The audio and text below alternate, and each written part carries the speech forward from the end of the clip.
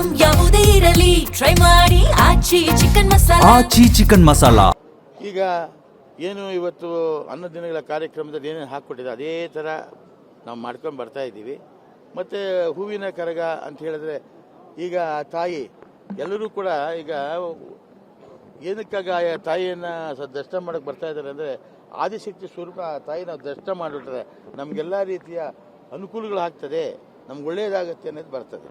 ಅಂದರೆ ಆ ತಾಯಿನ ದರ್ಶನ ಮಾಡೋದ್ರಿಂದ ನಾವು ಮಾಡಿರ್ತಕ್ಕಂಥ ಪಾಪಗಳೆಲ್ಲನೂ ಕಳೀತದೆ, ಶತ್ರುಗಳ ನಾಶ ಆಗ್ತದೆ, ಯಾವ ಕಾಯಿಲೆಗಳು ಬರೋದಿಲ್ಲ ಅಂತಕ್ಕಂಥ ನಂಬಿಕೆಯಿಂದ ಅನೇಕ ನೂರಾರು ಲಕ್ಷಾಂತರ ಜನ ಆ ತಾಯಿ ದರ್ಶನಕ್ಕೆ ಬರ್ತಾಳೆ.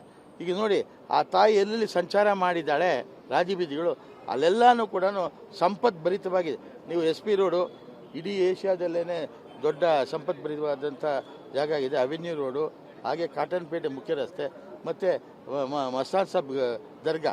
ನಮ್ಮ ಮಸ್ತಾನ್ ಸಾಬ್ ದರ್ಗೂ ಕೂಡ ನಮ್ಮಲ್ಲಿ ಒಂದು ಸಾಮರಸ್ಯ ಇದೆ.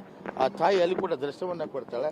ಹಿಂದೂ ಮುಸ್ಲಿಮರೊಂದು ನಂಬಿಕೆ ಇದೆ, ಅವರು ಕೂಡ ನಮ್ಮ ದೇವಸ್ಥಾನಕ್ಕೆ ಪೂಜೆ ಕೊಡ್ತಾರೆ, ನಾವು ಅವ್ರಿಗೆ ಪೂಜೆಯನ್ನು ಕೊಡ್ತಕ್ಕಂಥದ್ದು ಇದೆ. ಹಾಗೆಯೇ ಇಲ್ಲಿ ನಮ್ಮ ಏನು ಇವತ್ತು ಹೂವಿನ ಕರಗದಿಂದ ಹೋಗ್ತಕ್ಕಂಥ ತಾಯಿಯನ್ನು ನಾವು ದರ್ಶನ ಮಾಡಿದರೆ ಆಗುತ್ತೆ.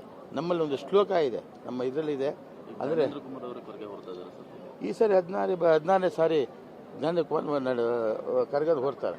ಅಂದರೆ ಹೀಗೆ, ಅಂದರೆ ಒಬ್ಬರಾದವನ ಸರದಿ ಅರ್ಚಕ ರೂಪದಲ್ಲಿ ಕರಗನ ಹೊರತಕ್ಕಂಥದ್ದು ರೂಢಿ ಪದ್ಧತಿ ನಮ್ಮಲ್ಲಿದೆ.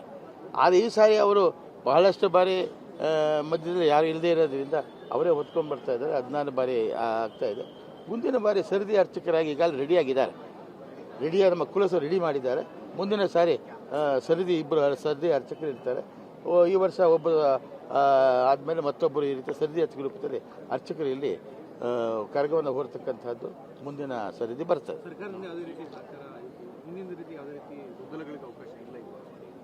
ನೋಡಿ, ಈ ಸಾರಿ ಯಾವುದೇ ರೀತಿಯ ಗೊಂದಲಗಳಿಗೆ ಅವಕಾಶ ಇಲ್ಲ.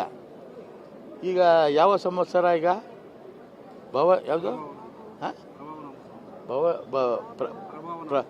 ಪ್ರಭಾವ ನಾಮ ಸಂವತ್ಸರ ಅಂತ ಹೇಳ್ತಾರೆ. ಹಿಂದಿದ್ದೆಲ್ಲ ಕೋದಿನಾಮ ಸಂವತ್ಸರ, ವಿಶ್ವಾಸನಾಮ ಸಂವತ್ಸರಗಳಿತ್ತು. ಆ ಸಂವತ್ಸರಗಳಲ್ಲಿ ಸುಮ್ಮನೆ ವಿಶ್ವಾಸನ ತೋರಿಸ್ಬಿಟ್ಟು ಎಲ್ಲ ಕಳ್ಳರಿಗೆ ಅವಕಾಶ ಇತ್ತು, ಭ್ರಷ್ಟರಿಗೆ ಅವಕಾಶ ಇತ್ತು. ಇಲ್ಲಿ ಕೂಡ ಅಂಥ ಭ್ರಷ್ಟರು ಅಧಿಕಾರಿಗಳು ಕೂಡ ಮತ್ತೊಂದು ನೀವೆಲ್ಲ ನೋಡಿದ್ದೀರಿ ಟಿ ವಿಲಿ ಬಂದಿರತಕ್ಕಂಥದ್ದು. ಆದರೆ ಈ ಸಾರಿ ಒಳ್ಳೆಯವರಿಗೆ ಒಳ್ಳೆಯವರಾಗುತ್ತೆ, ಕೆಟ್ಟದಕ್ಕೆ ಕೆಟ್ಟೋದಾಗುತ್ತೆ. ಈ ಸಂವತ್ಸರದಲ್ಲಿ ಯಾರ್ಯಾರು ಏನೇನು ಮಾಡಿದೆ ಅಂತಕ್ಕಂಥದ್ದು ಕೂಡ ನಿಮಗೆ ಕರಗ ಆದಮೇಲೆ ಎಲ್ಲ ವಿಷಯ ಗೊತ್ತಾಗ್ತದೆ.